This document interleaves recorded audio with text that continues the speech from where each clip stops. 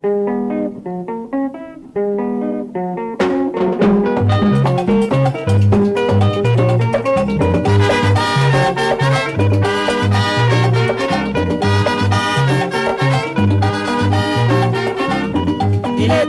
wara mi bila bile kono ni minyoye. Ile devini, sumure mi bila bile kono ni minyoye. Ni bi donke, ibi yere fule, iti mogo jati, yere yira manya. Ni bi tagama, ibi yere fulu, ibi yere jene, ikelenti sunguye. Ile devini, wara mi. Welcome to Beacon Photo and Frame. We're here with Lou Jones. I would like to get to know Lou myself. I'm looking forward to this interview, and I would like to start off by talking about why you're here. You are currently exhibiting an exhibit. How would you describe it? Well, it is in fact an exhibit here at your frame shop, and it's really in your gallery. And the theme is Africa.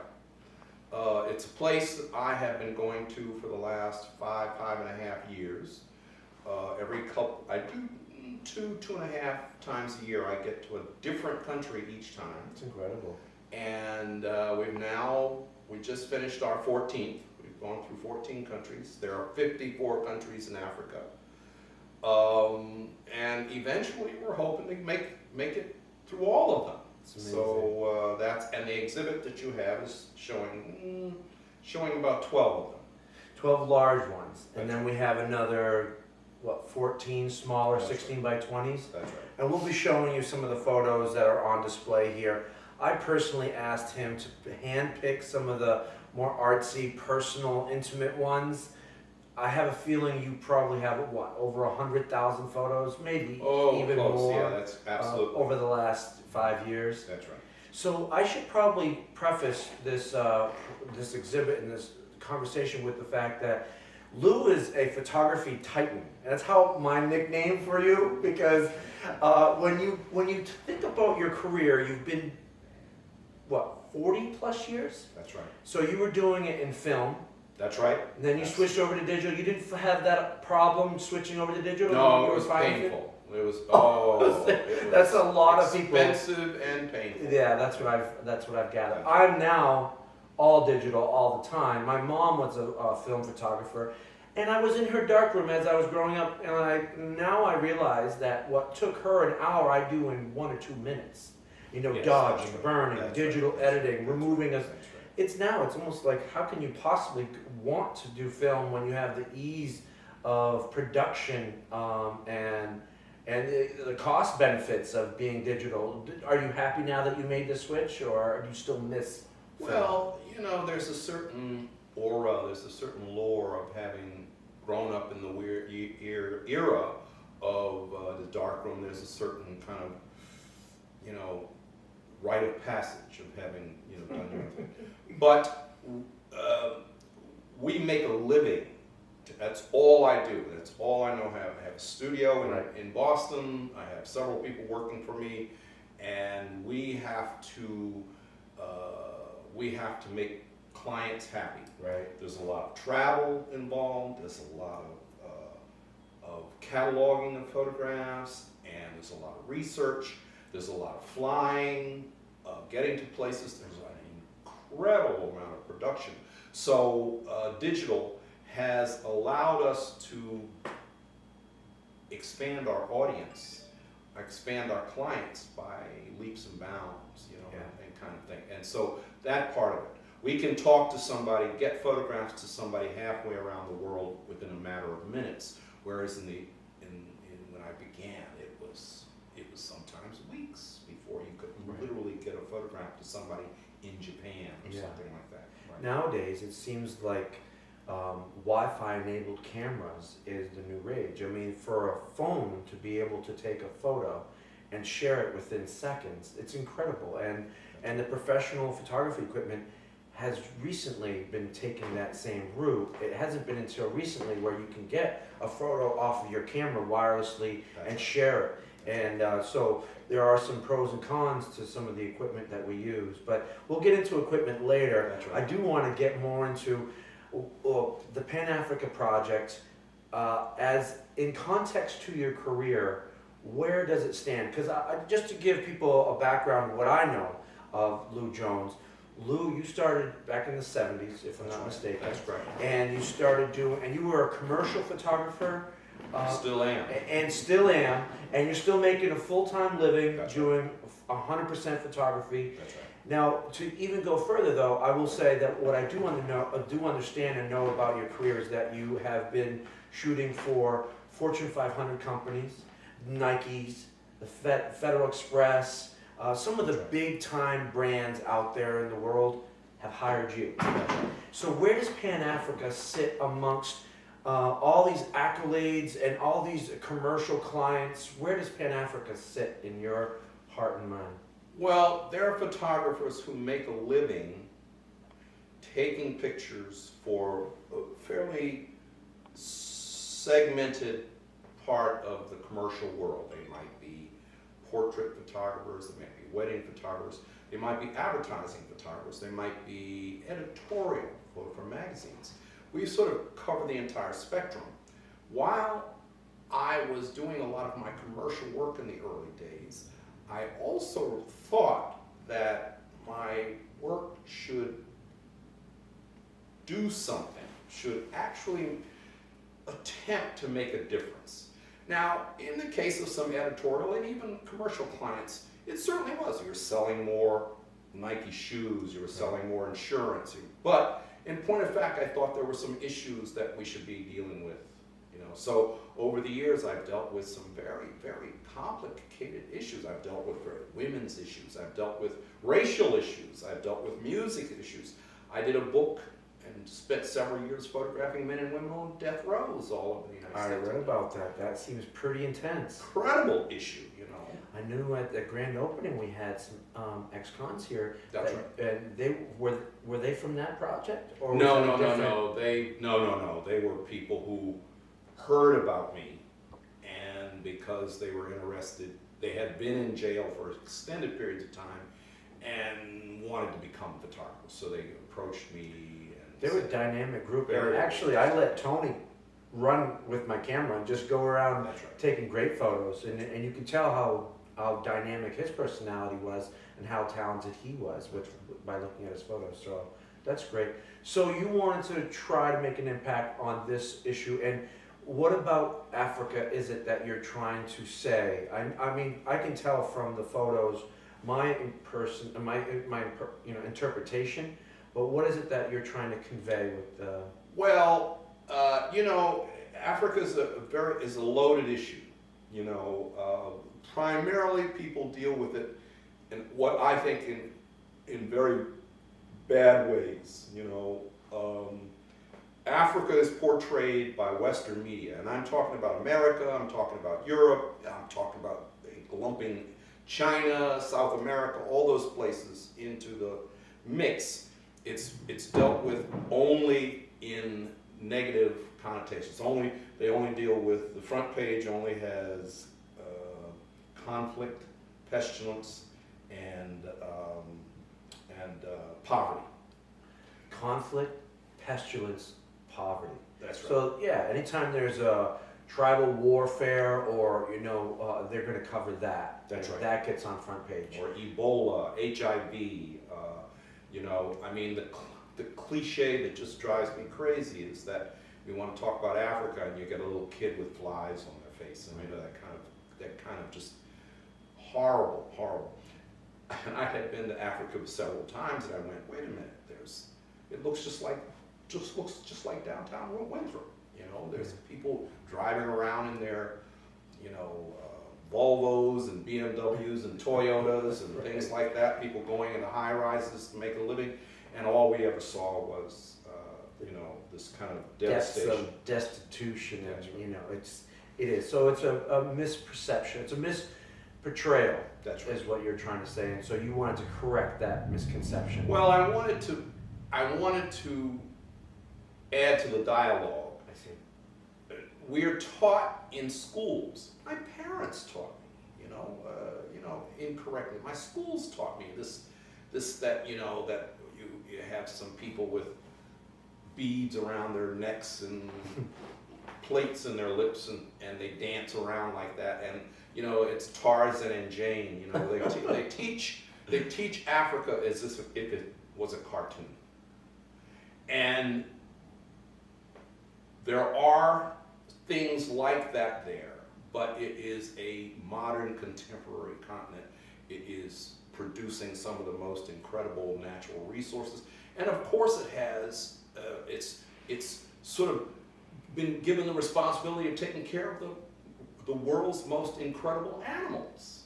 You know, so it has diamonds and copper and manganese, and you know, there are all kinds of things that are coming out, and they're the large. We want to talk about that, right? Those issues. So I'd say that's a fair assessment. I think that I think that media does have it's looking for ratings 9 out of 10 That's right. times. Exactly. And so when there is drama to be shown, That's right. they're going to show it. And some of those nicer things, the development, like for example, Ethiopia. Is it Nigeria that's the fastest growing economy in the world right now? Well, you know, One or depending two. upon whose newspaper you pick up, Right. it's one or the other. Yeah, that's correct. I mean, their economy is booming. That's right. There's a lot of emerging markets down there, and there's a potential for a huge amount of increase in terms of commodities and product coming out of there. So it is exciting to hear about. For me, as the owner of Beacon Photo and Frame, it's a gallery, it's a studio. But in short, what I wanted to do by having Lou and George Panagakos, your assistant, my former studio mate, who's also a professional commercial photographer, the reason why I was looking forward to this exhibit so much is because we're in little old Winthrop.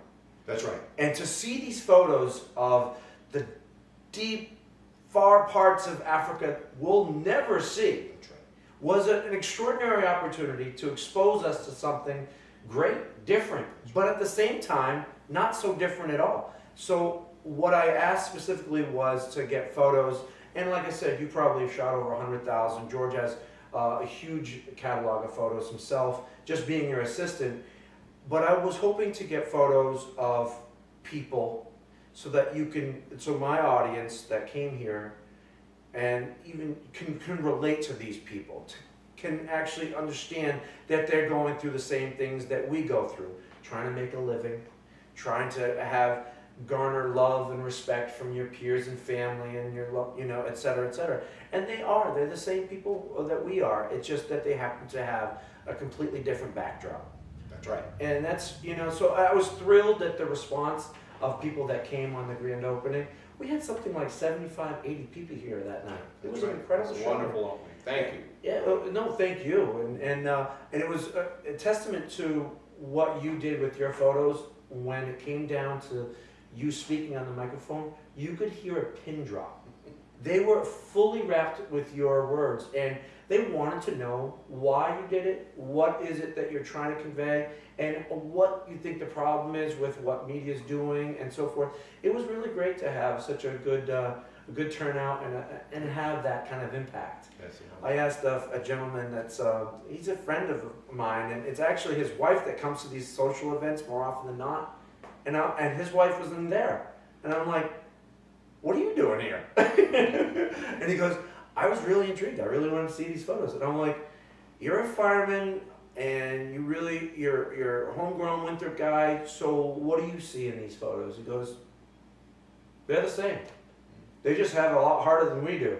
And we take it for granted for some of the things that we have, the clean water, the hospital, the medical world that's just at, right in our back door. So it's some of these things that we take for granted. It's nice to be able to see some of these other countries, to see the differences and similarities. That's and right. So it's been a great experience. Maybe we can go ahead and take a look. We'll do a little walk through the gallery and take a look at some of the photos and walk and talk through them. So we're here at Beacon Photo and Frame, the gallery section, where we're looking at Lou Jones's exhibit. And so we've got a large span of 6 of your 30 by 40 prints. That's right. And so we're looking at this one, for example, and I was hoping you could give us a little bit of the backstory to it. I have to say that the print is fantastic. It feels like you can walk into it. That the depth of it is wonderful. I mean, from a a layman's point of view, you see these boys looking like they're about to do something together on these donkeys, and maybe you can tell us the full story. This is the country is Lesotho, and Lesotho was Final Jeopardy question, which I would have lost. Which I would have definitely lost that. Which I actually got. Final Jeopardy, and it's the southernmost landlocked country in the world, and it is landlocked. This is an image of Africa, the big hump in South Africa, and Lesotho is right here, just north of South Africa. It is surrounded by South Africa. Oh, I see. So, and anyway, it's way up in the mountains, and these are called herd boys. That's what their term is. They use English in that part of the world. Wow. And they literally move herds of goats and cattle around. And so they're isolated. They're like shepherds here, but they ride horses. And to be very truthful, they're isolated so much that they're not about to do anything. This is the once a month, once every 6 months that they're able to get together to get some feed for themselves, to be able to go back. And this is a socializing situation. Wow. Way up in the What is this right here? This looks like some food. Yeah, I believe it is a kind of a meal that they can feed Great around. to the animals. Exactly. And they live out in the open. They had no shelter or anything like that, and they quite interesting. But I was able to insinuate, I use that word a lot, myself into they were quite suspicious of me, trying to figure out with all my cameras and everything. Right. But anyway, they look a little incredulous of you. They're Yeah, like, "What are you doing?" It's amazing the way you get yourself into scenes that strangers normally don't get accepted to. That's right, and it has a lot to do with what I've been doing over my career. Is and I use the word because you are in fact insinuating yourself into, and I say that a lot of it has to do with just moving very slowly. People don't see you as a threat.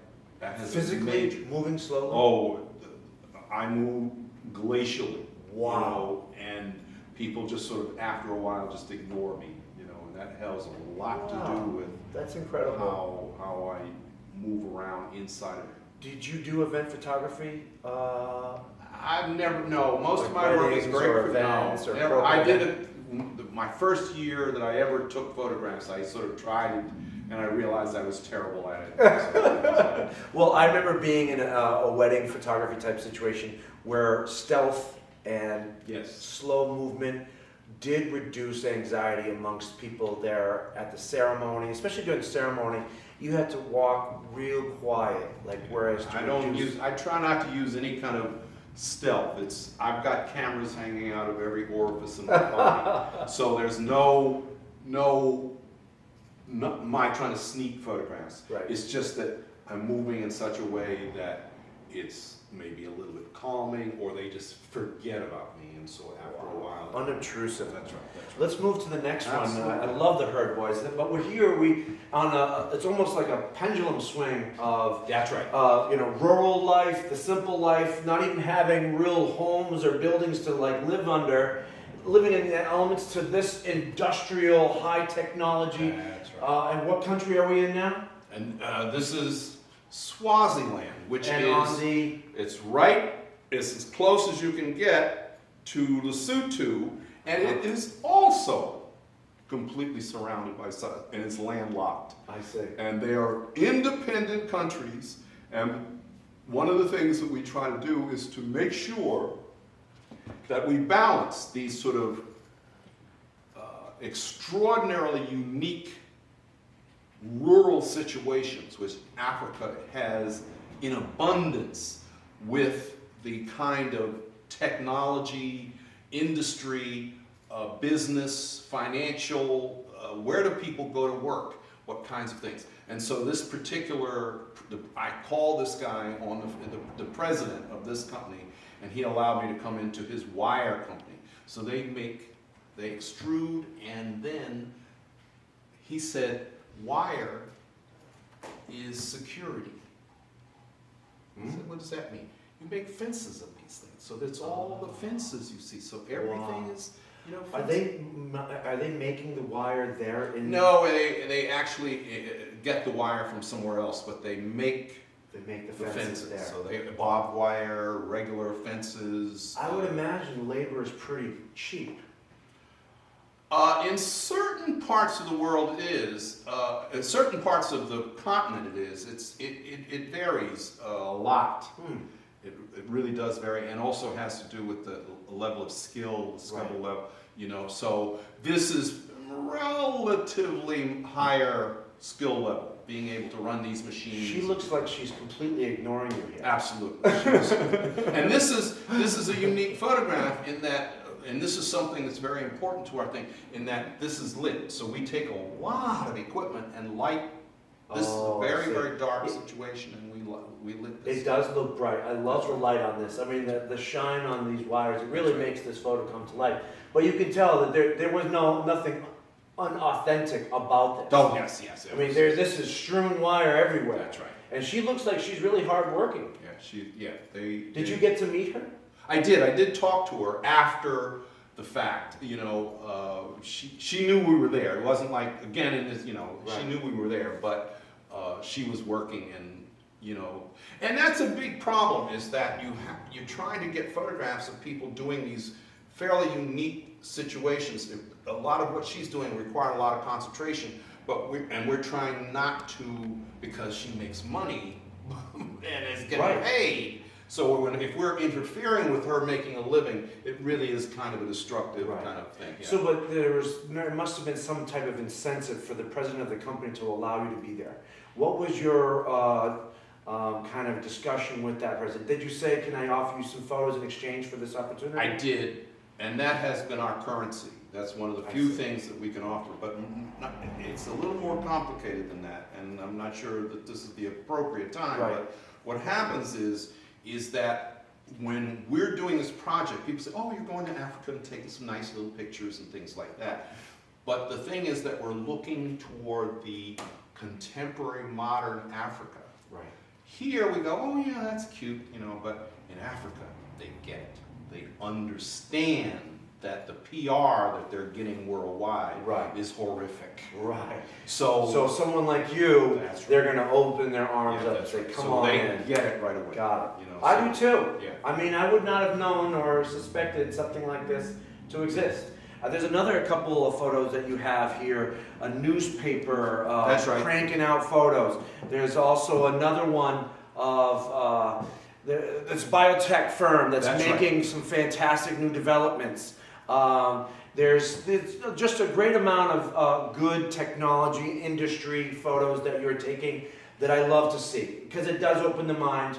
It changes the common perception of, you know, rhinos and giraffes and lions to like, holy crap, there's a real industry going on. And the truth is, it's probably an untapped market as far as industry. When you think of, you know, the big picture in terms of the global markets, I mean, China gets all the low labor, you know, contracts, but you know, if governments are stable, then I can see Africa taking a chunk of that. China, Russia, India, and Europe are making enormous, increasing investment in Africa. Is that right?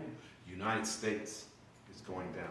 Interesting. You know, it's an amazing. Well, I mean, I'll tell you, I was a student at the University of Michigan, and I studied religions of the world and different cultures of the world. I needed to just know more about everything, and I studied what I thought was all the major religions of the world. And Africa they didn't teach anything. That's right. You know, and even now when I speak to professors, they gloss over Africa. Ubuntu. It might be the one religion that they know of the many that are there. Right. And then I noticed that in some of your other photos, there's an example there of the women speaking, the women in, you know. That's right. And that one is remarkable in that there's multiple languages. That's right. Being displayed. There's over what I saw on your website, over 2,000 languages spoken in Africa. That's right. And so I mean, it's a diverse continent. And I think that it's only fair to just understand that we don't understand that much about it. That's right. And so I'm thankful And we're for trying your to put people photos. right there and introduce them to these different cultures. That's exactly what this is all Beautiful, about. beautiful. Photography is modern. Photography is sudden, immediate. It puts you into the environment. So we can use composition, we can use immediacy, we can use compelling. We can change angles, we can do blurs, we can do movement. All of these things tell stories, you know, and it is such a powerful tool. I talk about panAfrica, and people say, well, why are you going to photograph? I say, photography is today, in this month, the universal language. We don't need to be able to have a Rosetta Stone. We don't have to learn another language. Right. You can see the photograph. So in China, in Sri Lanka, in Argentina, you can see the picture and say, that's what those people look at. The other day, I was No translation. no translation necessary. I was in Haiti 3 weeks ago, and I had taken some photographs on the construction site here in Boston, doing rebar and pouring concrete. And I walked around to the other side of a hospital where I was shooting, and there were guys 12 feet below using rebar and pouring concrete. I didn't speak Haitian, but Creole. I took out my phone, pulled up the photograph that I had just shot, and said, same, same, same, same. Much smaller scale, but they were doing same hard hats, same. I said, same, same. So They people, get it. They get it. they got exactly what I was talking That's a about. beautiful thing, and it alludes to the whole craft of photography. I mean, in today's day and age, it's only getting more and more important. Video, which we're watching now, and photography are gaining value. That's right. Just the social media is elevating its That's significance. exactly right. I mean, there's something like 1 billion selfies taken every day now, but it's beyond selfies, and we're still telling stories through our photography. We're still trying to make an impact, as you had alluded to earlier. And you know, and I am you know, honored to have you here as a guest. Thank you very much for being here at Beacon, and I would call you again a photography titan, but even better now, he's a fellow Beacon. That's He's shining the light.